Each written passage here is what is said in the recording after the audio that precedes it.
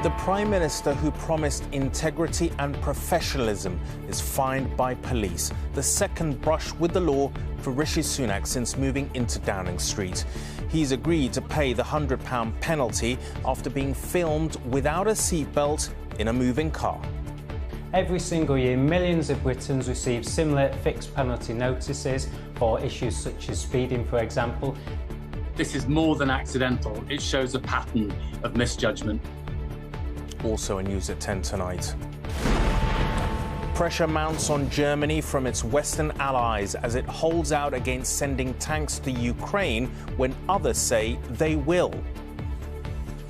This is not a moment to slow down. It's a time to dig deeper. The Ukrainian people are watching us. Thousands of anti-abortion activists march in Washington on the eve of the 50th anniversary of Roe v. Wade.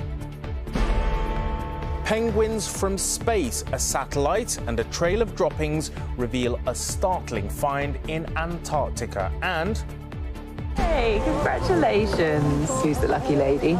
don't know yet. Wait, what do you mean? Lily James tells us about tackling the thorny issues of romance, family and arranged marriages. There's a beautiful recognition in her that she acknowledges that and understands that there's something kind of amazing about walking into love rather than falling into love.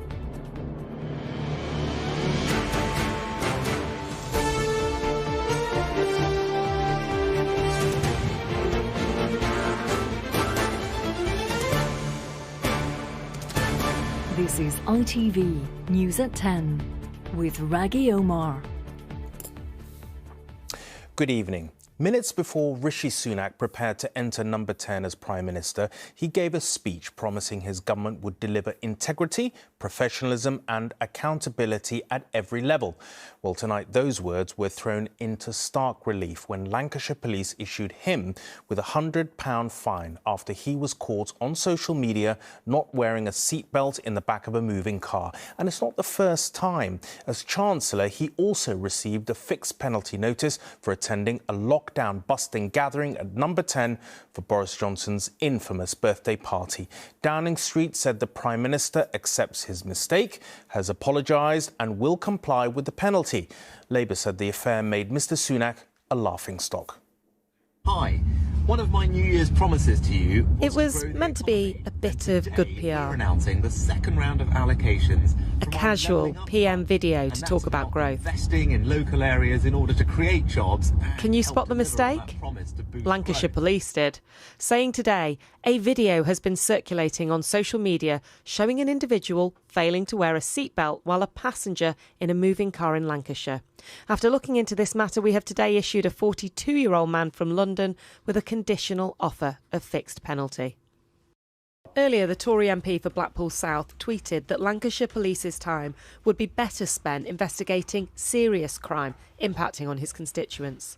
Tonight, he accepted the decision and said the PM had apologised, but denied it raised questions of integrity. A fixed penalty notice isn't a criminal offence, as the Cabinet Office set out clearly last year. And let's keep this in proportion here. Every single year, millions of Britons receive similar fixed penalty notices for issues such as speeding, for example. In a statement tonight, Downing Street said the Prime Minister fully accepts this was a mistake and has apologised. He will, of course, comply with the fixed penalty. But Labour point out it's not the first time. When Mr Sunak was Chancellor and Boris Johnson was PM, they both got a police fine for attending this Cabinet Room birthday party. For the last 3 years, Conservative MPs have been shrugging off misdemeanours at the heart of government. All that does is it excuses bad behaviour. You can't be a lawmaker and a lawbreaker. This isn't a government of integrity and professionalism. It's a shower of shenanigans. So what do people think in North Allerton, in Mr Sunak's Richmond constituency? I think it's just like a mishap that anyone can happen. It can happen to anyone, really. I mean, it's pretty irresponsible. Yeah, I hadn't heard of it before, but it's not great, is it?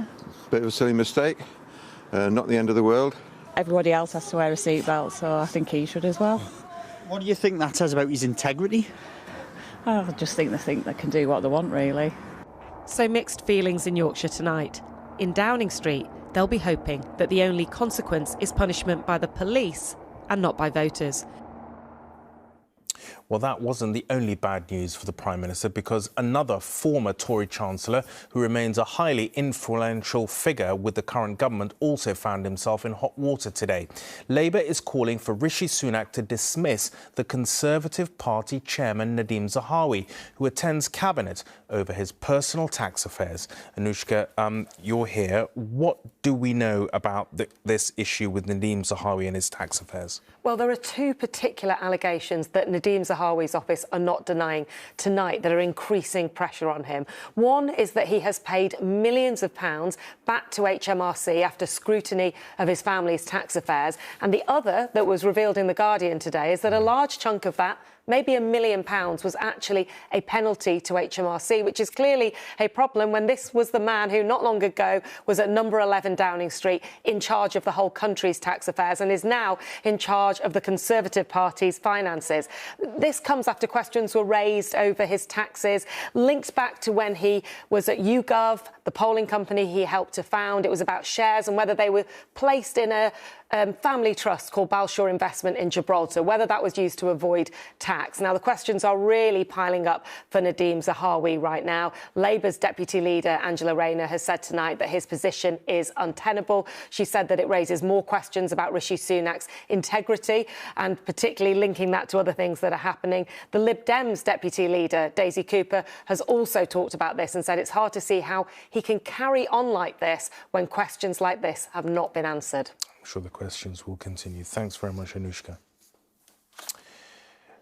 Abroad now, and with speculation gathering that Russia is regrouping its forces for a huge new spring offensive, Western defence ministers met in Germany today with urgent pleas from Ukraine ringing in their ears. President Zelensky called for more military hardware right now. But while some Western nations seem ready to answer that call, Germany is still holding out against delivering the weaponry that Ukraine most wants, the German-built tanks that Kyiv claims are vital to fighting back against Putin's forces.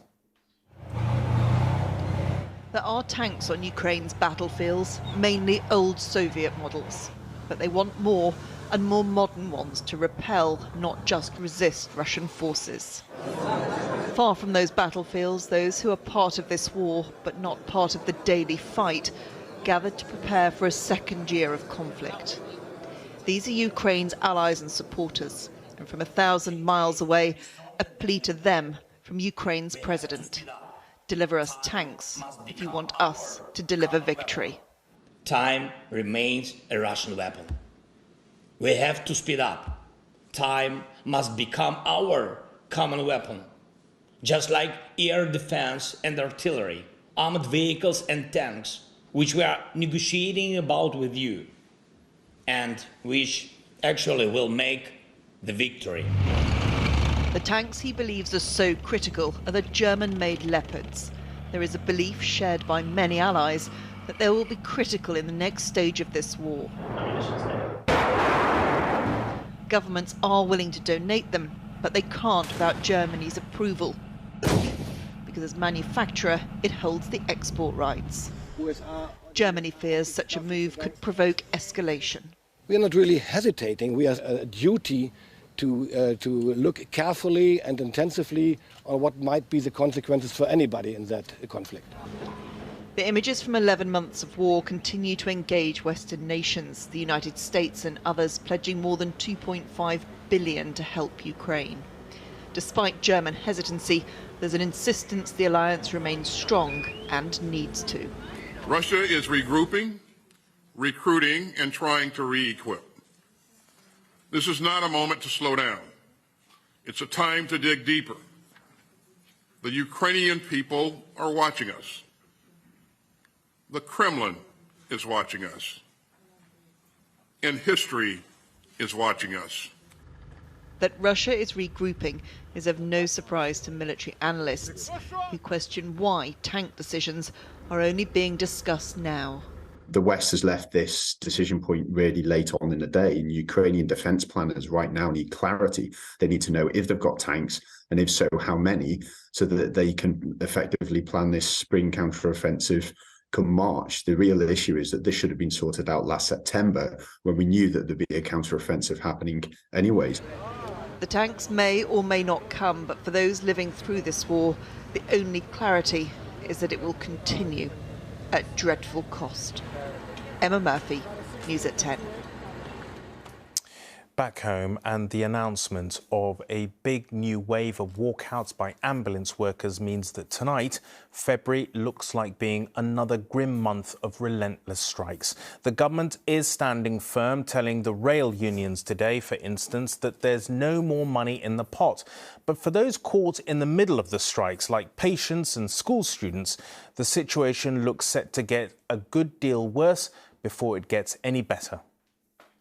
How do you explain to the children, well, you're not going to see Nanny no more? It was only 2 weeks ago, and it is only just sinking in. Mary's mother, Anne, was struggling to breathe, so the family called 999 and then waited.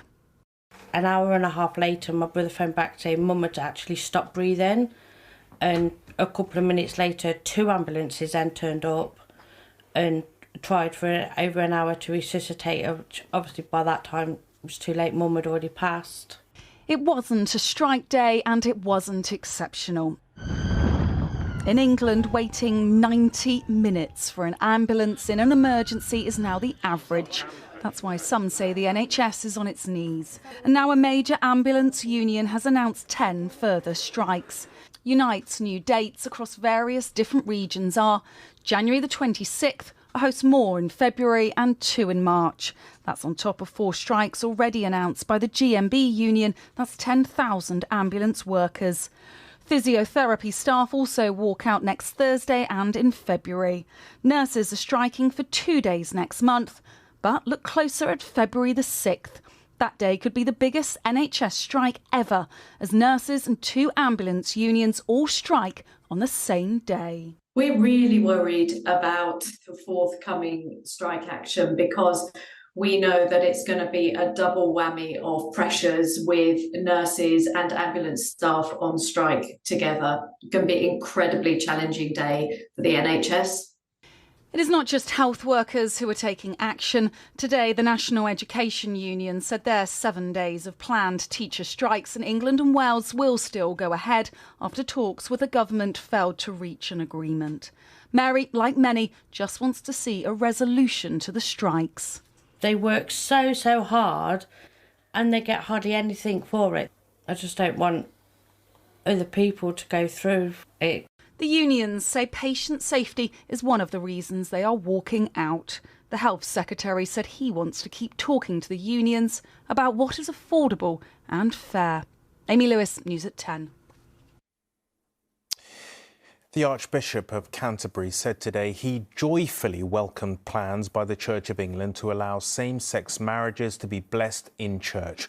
But Justin Welby said he himself would not personally perform such blessings. He was speaking as the Church of England issued a formal apology for its historical rejection and exclusion of LGBT+ people. But gay marriages in church remain barred, a fact which was condemned as an insult by campaigners. Reverend Andrew Forshew Kane left his job as a vicar in 2017, saying he felt isolated by what he called institutional homophobia. Today, Church of England bishops proposed allowing same-sex couples to receive God's blessing in church following a civil marriage ceremony. But they still won't be able to marry in church, just as Andrew couldn't in 2014 when he married his partner after the law in England changed. I think it's a shame we're not going to get same-sex marriage yet, but this is a stepping stone on the way towards that, and a recognition of the freedom of conscience of people who are informed Christians to model their lives of faith and their relationships in the way they feel called to do. The Archbishop of Canterbury won't personally use the proposed new same-sex blessing prayers for the sake of unity in the global Anglican Church, but said he celebrates the change. This is a moment of joy and celebration. We have actually made decisions, and they are decisions which change our approach to LGBTQI+ people. The Archbishop of York spoke emotionally about the issue. For my, gay friends, I'm really pleased. And no, it's not enough for some, and I'm really sorry it's not enough. And I wasn't expecting to get emotional. In a letter apologising for the way LGBTQI+ people have been treated in the past, Church of England bishops said, "For the times we have rejected or excluded you and those you love, we are deeply sorry. We have not loved you as God loves you, and that is profoundly wrong." These new plans will be debated at the Church's General Synod next month. Neil Connery, News at 10. Counter-terror police arrested a man on the maternity wing of a major hospital in Leeds this morning. The arrest was made after a man was allegedly seen in St James's Hospital carrying a firearm and what was described as a suspicious package. Wards on the hospital's maternity wing were evacuated and cordoned off while an army bomb disposal unit was called in, but the cordon was later relaxed. A 27-year-old man is being held on suspicion of commissioning, preparing or instigating acts of terrorism. Now, in the United States tonight, thousands of people have marched through Washington, celebrating what they regard as a massive victory for the anti-abortion campaign. On Sunday, it will be exactly 50 years since the historic Roe versus Wade ruling, legalizing a woman's right to an abortion. So today's so-called March for Life was the first since the US Supreme Court overturned Roe versus Wade last June, thereby allowing individual states to impose abortion bans. In at least 13 states, most abortions are now banned. Georgia has barred abortions from 6 weeks into pregnancy. In other states, judges have blocked attempts by politicians to enforce a ban. But while those on the so-called March for Life were celebrating, others were voicing their anger. This was a rally by opponents of abortion rights that was designed to show that their biggest legal victory in a generation is not the end of their campaign. Hail Mary, full of grace, the Lord is with thee. Activists vowed to continue to press state lawmakers for ever tighter restrictions. The court was never the ultimate battle. The ultimate battle, I think, is to outlaw abortion at the state level. Big victory in the summer at the Supreme Court. Yes. So is it mission accomplished and the campaign is over? Oh no, we have much work to do on the state level, and it is a victory. It's but we have a lot of work to do. Historically, this was always the annual gathering when America's self-described pro-life movement would urge the Supreme Court to overturn the long-standing 1973 compromise of Roe versus Wade. Pro-science! Pro-life! But that has now been achieved.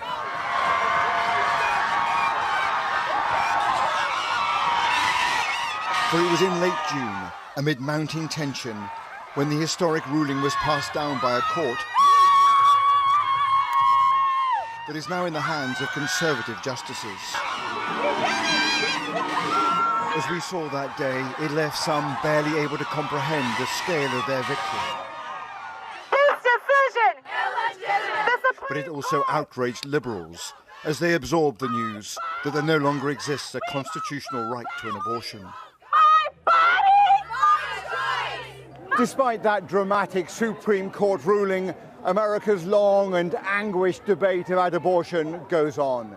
It is shaping politics in every state and will be a galvanizing and mobilizing issue in the 2024 presidential race. Abortion is essential! Abortion is healthcare! When the march approached the Supreme Court, a few pro-choice activists tried to have their voices heard. Abortion is murder! Abortion is essential! Your message to these marchers here today? Stop telling people what to do with their bodies. Nobody's telling them what to do. If they don't want abortions, they don't have to get any.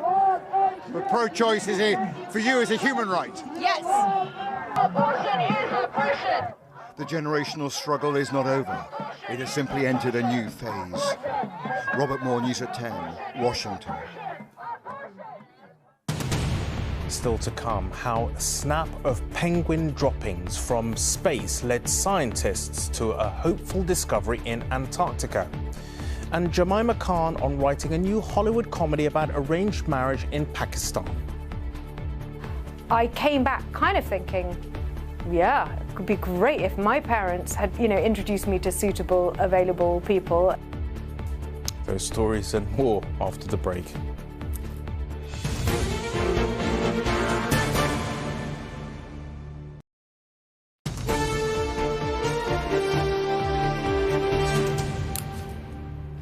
Welcome back.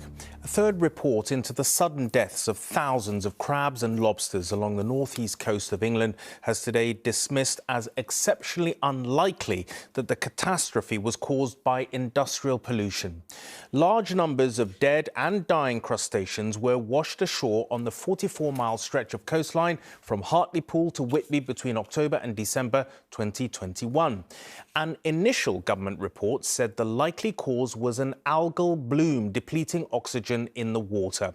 But scientists backed by the fishing industry suggested the deaths could be linked to dredging in the mouth of the River Tees during the development of one of the new government-backed free ports. They said the crabs may have been killed by an industrial pollutant called pyridine being released from the seabed by dredging operations. Now, though, a new panel of independent experts, chaired by a government scientist, says a more probable explanation is some kind of disease or parasite, but they haven't been able to identify any clear cause. Been fishing for 49 years. What better life could you wish for until October 21, when everything fell apart for all of us.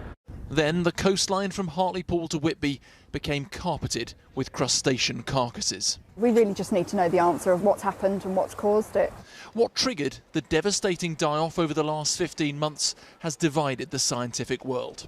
Government studies blamed algae. It's terrible. The ecosystem is collapsing. Fishermen, backed up by university academics, blamed chemicals released during dredging of the local free port, particularly pyridine, a byproduct of heavy industry released from the riverbed. And they end up on their back, and then within 6 hours they're dead. Today, a new panel of scientists put together by the government said it's likely to be something different altogether. A deadly new disease or virus, the best guess to explain why the crabs convulsed whilst dying. There isn't any direct evidence for that unknown pest, but it just fits in with all the symptoms and the evidence that we've got that it could be such a thing. DEFRA's experts concluded poisoning by chemicals like pyridine is very unlikely to be the cause, with a likelihood below 10%. A bloom of algae, which was originally blamed, has now been found to be unlikely, with a chance below 33%. Even their new theory of a disease, similar to one which killed 11 million lobsters in America, was only given a likelihood of between 33 and 66%. That lack of certainty, a frustration for fishermen facing financial ruin.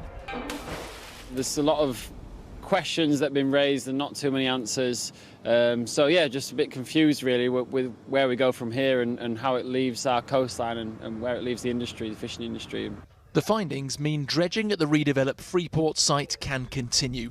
A symbol of the government's levelling up agenda, money and reputation have been staked on making Europe's largest brownfield site the future of the UK's green industry. This whole issue for us has never been about jobs versus the environment, because the jobs we're creating are for the environment. Tests to confirm exactly what disease may have been to blame for the die-off continue.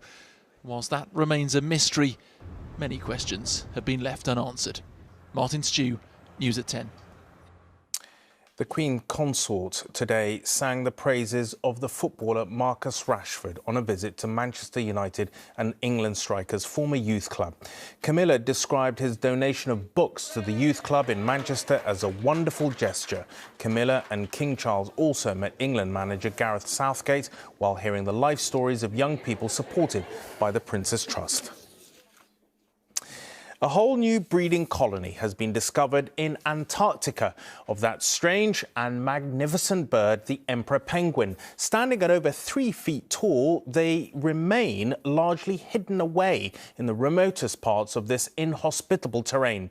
These were spotted from space through satellite pictures of their droppings, with the announcement of the discovery held back for today, which is, I assure you, Penguin Awareness Day.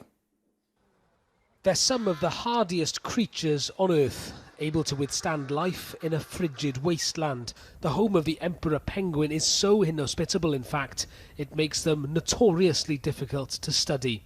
Luckily for scientists, there are telltale signs of penguin colonies visible from space. I was just looking through these images when I saw this strange, very small grey and black dot with a little bit of brown staining near to it. That brown staining was, yes, penguin excrement. Higher resolution imaging then showed a hitherto undiscovered penguin colony in a remote corner of Antarctica.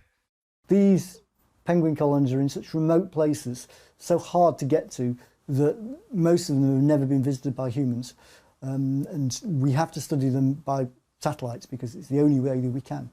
And it's very important to study them as well because many of the colony locations are being affected and are vulnerable to sea ice loss and climate change. That's because penguins need sea ice to breed and to raise their young.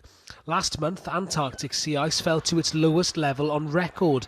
Scientists predict 80% of colonies could be quasi-extinct by the end of the century. Dire warnings, but this exciting discovery of a colony of 500 birds suggests there may be many more penguins surviving the harsh Antarctic winters than was thought. Rhys Williams, News at 10. Amazing creatures. Finally, arranged marriages are often a controversial topic if coercion becomes controlling. But sometimes romance thrives within gentler family traditions of matchmaking. A new film coming out next week, written by Jemima Khan and starring Lily James, is said to be a cross-cultural rom-com set in the world of arranged marriages. I'm going old school in this one. I'm getting an arranged marriage. Well, assisted marriage. That's what we're calling it these days. Anyone who's arrived at the destination of marriage will tell you that the journey is anything but straightforward. Meet the parents first. Love contractually. Huh. In What's Love Got to Do With It, Lily James is Zoe, a filmmaker who documents her friend as he enlists the help of his family in a bid to settle down. There's an amazing, unjudgmental exploration of what arranged and assisted marriages is and the difference between forced marriage and assisted marriage. And I think for even my character, she did have these preconceived ideas about it. And there's a beautiful recognition in her that she acknowledges that and understands that there's something kind of amazing about walking into love rather than falling into love. I got engaged. Wait, what?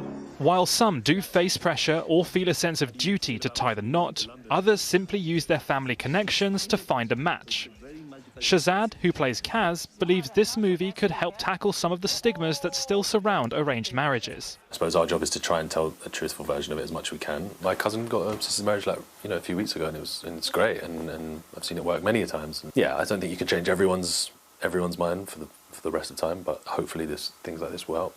You're so fully signed up to this. It's written by Jemima Khan, who was married to Pakistani cricketer and politician Imran Khan. Marrying into his family changed her view that arranged marriages were outdated. You've lived in both the UK and in Pakistan. Yeah. Did that inform your writing? Oh yeah, definitely. There's no way I could have written this without having lived for 10 years in Pakistan. That's kind of why I did it. Having lived with my ex-husband and his quite conservative family, and being the only non-arranged marriage in the family, and the only divorce, I came back kind of thinking, yeah, it could be great if my parents had, introduced me to suitable, available people. Alaikum salam, Auntie Aisha. What? You still can't say it. Zoe and Kaz live next door. The story itself crosses over a cultural divide, something Lily believes is being seen around the country. You sort of really appreciated the importance of your sort of little area, your community, and looking after each other, and I think that is growing and will continue to. So happy. The film tries to do away with prejudices and show that not all families rely on luck when it comes to finding love. Rishi Davda, News at 10. And that is all from us for tonight. Thank you for staying with us. From me and the rest of the team, thank you, good night, and have a great weekend.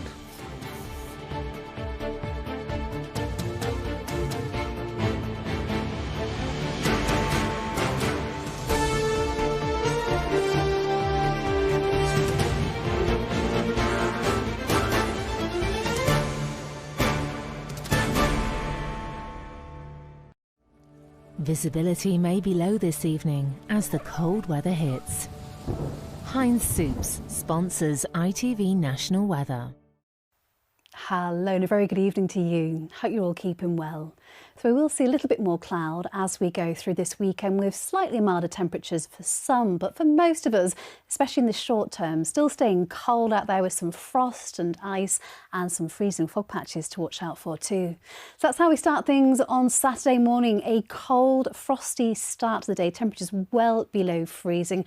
And of course, there is the risk of some of this freezing fog still lingering. Now you can see up towards the northwest, we've got this frontal system working its way in here. That's going to bring some cloud and some drizzly bits and pieces of rain into parts of Scotland, Northern Ireland, and eventually just pushing its way a little bit further south and eastwards. But for most, actually, as we go through the day, once the fog starts to lift, still plenty of sunshine across the UK, but another cold one. Highs generally for many between 4 and 7 degrees, but you can see this slightly milder air is moving in to the northwest. I'll see you tomorrow.